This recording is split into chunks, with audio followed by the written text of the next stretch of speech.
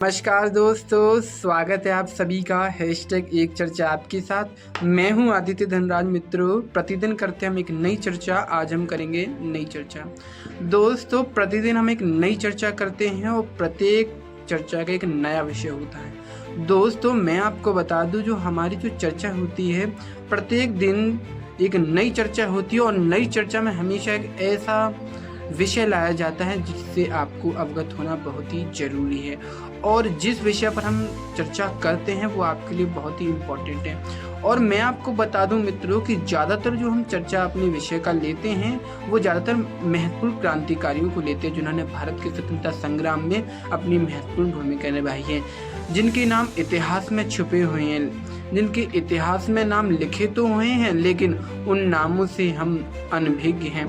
तो इस चर्चा के माध्यम से दोस्तों हम ऐसे महान क्रांतिकारियों का नाम उजागर करने का प्रयास करते हैं मित्रों। तो देर ना करते हुए दोस्तों हम अपनी चर्चा शुरू करते हैं। आपको मैं बता दूं कि आज हम एक ऐसे व्यक्ति के बारे में, एक ऐसे महान क्रांतिकारी के विषय में चर्चा करने जा रहे हैं।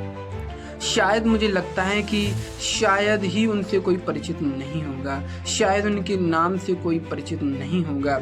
मैं बात कर रहा हूँ भारत के लौह पुरुष के नाम से जाना जाता है। तो दोस्तों, जैसे ही मैंने लौह पुरुष का नाम लिया तो आप तुरंत आपके मस्तिष्क में एक छवि आ गई होगी कि मैं किसकी बात कर रहा हूँ। जी हाँ दोस्तों, मैं बात कर रहा हूँ सरदार वल्लभ भाई पटेल जी के बारे में। तो दोस्तों, आज की चर्चा में हम सरदार वल्लभ भाई पटेल जी के विषय में जानने का प्रयास करेंगे और आज की चर्चा का भी विषय यही है। दोस्तों, जो आज की चर्चा है हम जानेंगे कि सरदार वल्लभ भाई पटेल जी का जन्म किस प्रकार हुआ, उन्होंने किन किन आंदोलनों में अपना महत्वपूर्ण सहयोग दिया, उन्होंने भारत की जो रियासतें बटी हुई थीं और उन्हें किस प्रकार भारत में विलय कराया, यानी कि भारत को एकीकृत करने में किस प्रकार से अपनी महत्वपूर्ण भूमिका निभाई मित्रों। और उन्होंने स्वतंत्र भारत के बाद भारत में अपना क्या क्या कार्य शुरू किया था और किस किस पद पर वो रही थी। तो आज ऐसे ही कुछ तथ्यों पर मित्रों हम चर्चा करेंगे और देर ना करते हुए अपनी चर्चा शुरू करते हैं। तो दोस्तों, मैं आपको बता रहा हूँ उनका जीवन परिचय। सरदार वल्लभ भाई पटेल जी का जन्म 31 अक्टूबर 1875 को नडियाबाद गुजरात में हुआ था। इनके पिताजी झावेरकर भाई और माता लावड़ी देवी की जी चौथी संतान थी। इनके 3 भाई अग्रज थे, यानी कि बड़े थे। इनके बड़े भाई विट्ठल भाई पटेल जो आगे जाकर जब बड़े हुए तो एक महान स्वाधीनता संग्राम के प्रचारक रहे दोस्तों। इन्होंने अपनी प्रारंभिक शिक्षा इन्होंने गुजरात से ही ग्रहण की और अपनी आगे की पढ़ाई पूर्ण करने के लिए ये लंदन गए और लंदन में ही इन्होंने बैरिस्टर की डिग्री, यानी कि जैसे आज की भाषा में कही तो वकालत की पढ़ाई वहाँ पर की। पढ़ाई पूरी करने के बाद यानी इंग्लैंड से ये भारत आए और भारत के अहमदाबाद में ये वकालत करने लगे दोस्तों। इन्होंने काफ़ी समय तक वकालत की। उस समय जब ये वकालत कर रहे थे 1915 में महात्मा गांधी जी आए थे और महात्मा गांधी जी जगह जगह पर आंदोलन छेड़ रहे थे। तो महात्मा गांधी जी के आंदोलनों से ये पटेल जी बहुत ही ज़्यादा प्रभावित थे मित्रों। तो जो पटेल जी थे वो महात्मा गांधी जी से प्रभावित थे और ये चाहते थे कि महात्मा गांधी जी के साथ भी कार्य करने का मौका मिले, लेकिन ऐसा कभी इनके साथ मौका नहीं आया। लेकिन सौभाग्य से 1918 में महात्मा गांधी जी ने गुजरात के खेड़ा जिले में एक आंदोलन शुरू किया। तो मित्रों, मैं आपको थोड़ा बता दूं कि महात्मा गांधी जी 1915 में इंग्लैंड से भारत आए थे। तो उन्होंने इंग्लैंड कह रहा हूँ, दक्षिण भारत से 1915 में भारत आए थे। तो उन्होंने 2 आंदोलन छेड़े थे, जो 1917 में बिहार के चंपारण में छेड़ा था और दूसरा 1918 में गुजरात के खेड़ा जिले में छेड़ा था। तो गुजरात के खेड़ा जिले में महात्मा गांधी जी ने जो आंदोलन छेड़ा था, इसमें सरदार वल्लभ भाई पटेल जी ने अपनी महत्वपूर्ण भूमिका निभाई थी। तो दोस्तों, आपको मैं खेड़ा जो आंदोलन था इसके बारे में मैं आपको बता दूं। खेड़ा जो आंदोलन था ये गुजरात में छेड़ा गया था। इस आंदोलन का मुख्य उद्देश्य था कि वहाँ के जो किसान थे गुजरात के खेड़ा जिले के, वहाँ के लोग कर देने में असमर्थ थे, क्योंकि प्लेग और न जाने थोड़ी महामारी आ गई थी और बाढ़ भी आ गई थी, जिसके फलस्वरूप वहाँ के लोग कर देने में असमर्थ थे और ब्रिटिश सरकार उन पर बार बार ये दबाव डाल रही थी कि किसानों की कि वो कर दे, लेकिन किसानों की ऐसी स्थिति नहीं थी कि वो कर दे सके। इसीलिए वहाँ के किसानों ने निश्चय किया कि वो ब्रिटिश सरकार का विद्रोह करेंगे और महात्मा गांधी जी ने इस आंदोलन में बढ़ चढ़कर उनका आंदोलन किया और बढ़ चढ़कर उन किसानों का सहयोग किया और उसी में सरदार वल्लभ भाई पटेल जी भी बड़ी ही जोर शोर से कूद गए दोस्तों। और ये आंदोलन काफ़ी दिनों तक चलता रहा और आखिरकार ब्रिटिश सरकार को इस आंदोलन के नीचे दोस्तों झुकना पड़ा और इस प्रकार आप देखेंगे सरदार वल्लभ भाई पटेल जी की पहली जीत थी। पहली बार वो जिस आंदोलन में मिले थे और उस आंदोलन की विजय हुई थी दोस्तों। इसके बाद तो उनके अंदर यह चीज़ आ गई कि उन्होंने सोचा कि मैं अब स्वतंत्रता संग्राम में सहयोग करूंगा, यानी कि देश के लिए कुछ करूंगा। इनके अंदर ये सोच बैठ गई। 1928 में बरडोली सत्याग्रह, यानी कि बरडोली आंदोलन के नाम से भी इसे जाना जाता है दोस्तों। 1928 में बरडोली आंदोलन हुआ था, जो कि बरडोली प्रांत में हुआ था। यहाँ के जो किसान थे, ब्रिटिश सरकार ने यहाँ के किसानों पर 30% यानी 30 या 22% की वृद्धि कर दी थी, जिससे किसान उस कर को देने में असमर्थ थे। किसान तो पहले भी उस कर से देने में असमर्थ थे और ब्रिटिश सरकार ने 22-30% कर की वृद्धि और कर दी।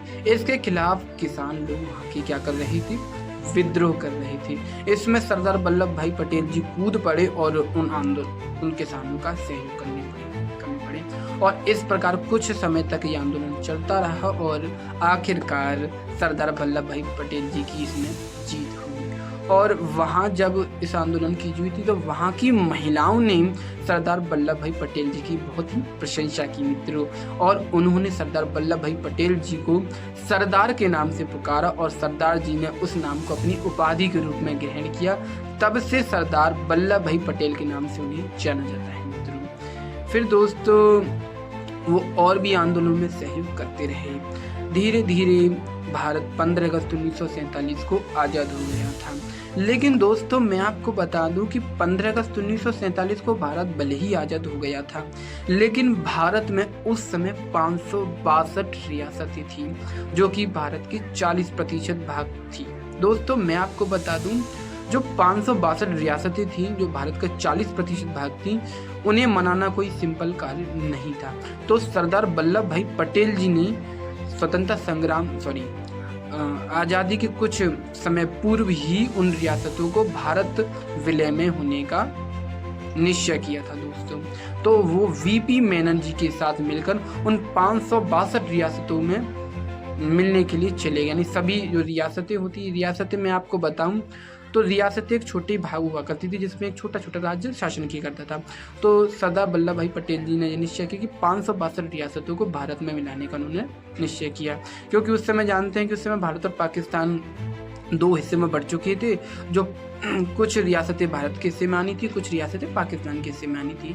तो सरदार वल्लभ भाई पटेल जी ने भारत के अंदर ज़्यादा रियासतों का मिलना, यानी भारत को ज़्यादा बड़ा बनाने के लिए वो सभी रियासतों से मिलने के लिए चल गए। वीपी मेनन जी के साथ चल दिए, जिसमें उन्होंने ज़्यादातर भारत में 562 रियासतों में ज़्यादातर तो रियासतों को मना लिया, लेकिन 3 रियासत ऐसी थीं जो भारत में विलय होने के लिए बहुत ही ज़्यादा परेशान हो रही थीं।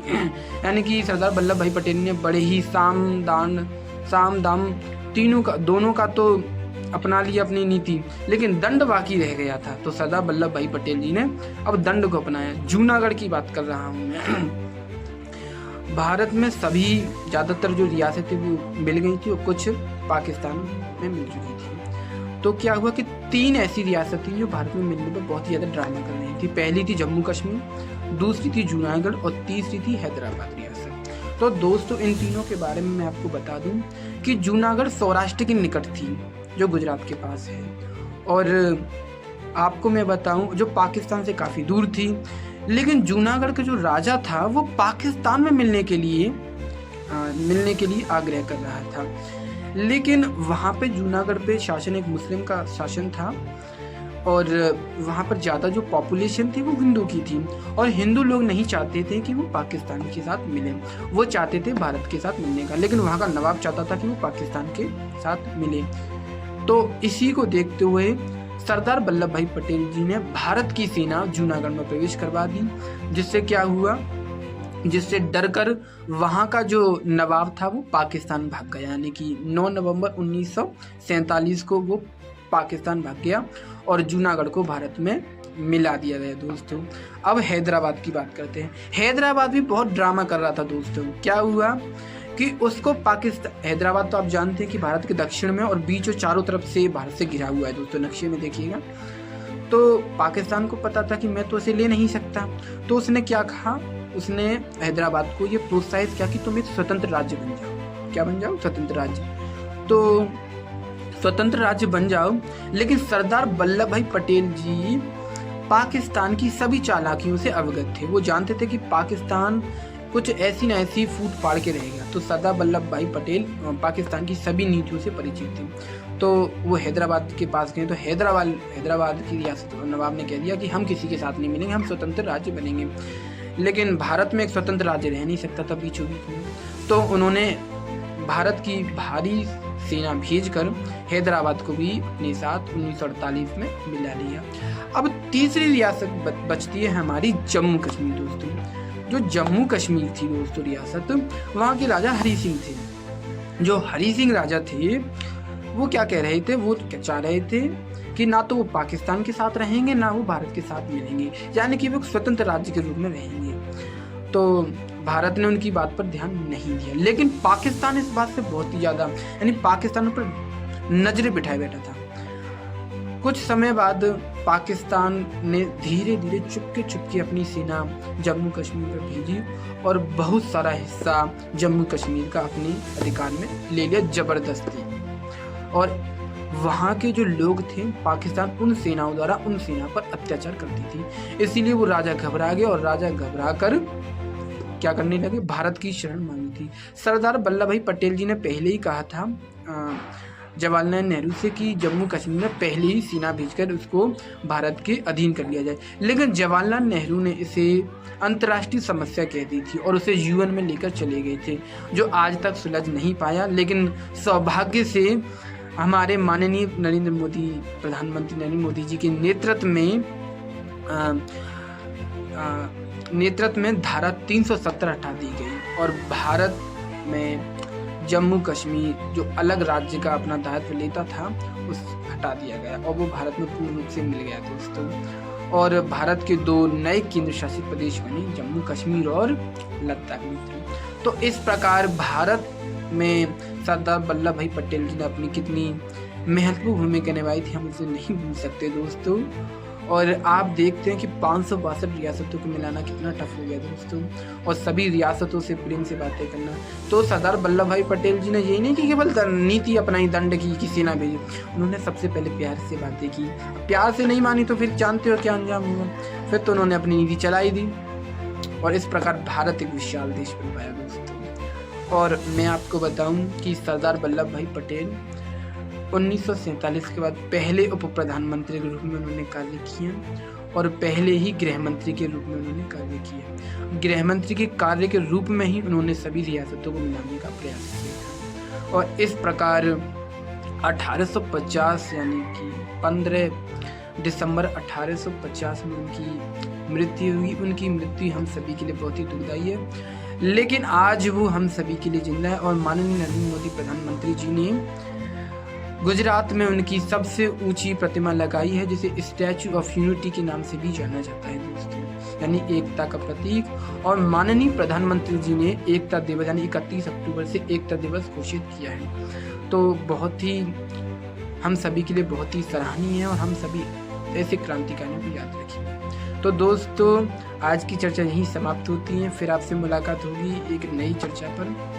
और दोस्तों आप बताइएगा कि आपको चर्चा कैसी लगी और हम कल आपसे मिलेंगे एक नई चर्चा पे। तब तक के लिए आपको नमस्कार, अपना ख्याल रखिए, हमेशा मुस्कुराते रहिए मेरी तरह। नमस्कार।